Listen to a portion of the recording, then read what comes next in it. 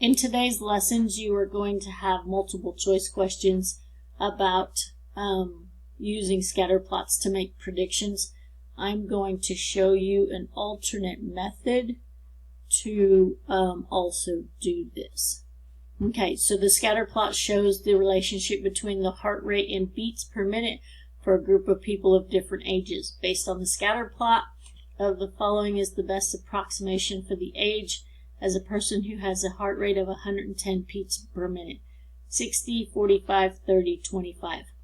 So I could, in the last video and in the last assignment, you were not given choices, but you were given a predict, and you did a line of best fit. What I'm going to do is I'm going to use this information of 110, and this is a heart rate of 110. Okay?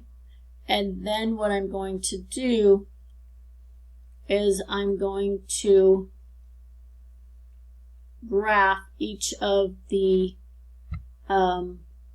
years. So I'm going to start at the bottom and do 25, and this is where 25 would be. And I would go, is that pink dot looking like it belongs in the purples? And that would be a no. And then I would do 30, and that would be a no. And then I would do 45, and that would be no. And then I would do 60, which is out here.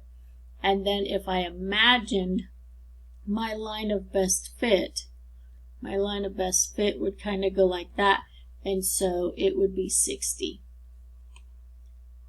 The next example is, let me erase this green dot because this green dot has nothing to do with it.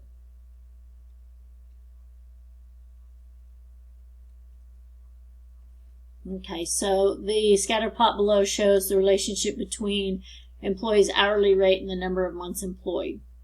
Based on the scatter plot, which of the following is the best prediction for the hourly rate of a person who has been employed for 5 months? So I go to months, and this is where my dot should appear. I am now going to go and make some dots on the appropriate places. So at 750, it would be right here. That looks like a little low to be in the green. 9 would be right here. That looks a little high. 855 would be here. And 1250 would be up here. So of all the dots that look the best fit, I would say that it was the 855. And remember on instructions, they always say choose the best answer. So sometimes you're going to get two that you're going to go, I can definitely throw out 1250. 750 is too low. I would argue between these two, but this one is a better fit. So those fall into choose the best answer. And that is how you're going to answer. You can either draw the line of best fit and then figure out from the 5 months, or you can graph your dots. Make sure you're reading your titles of your graphs and check it out that way, or do both and make sure the answer fits.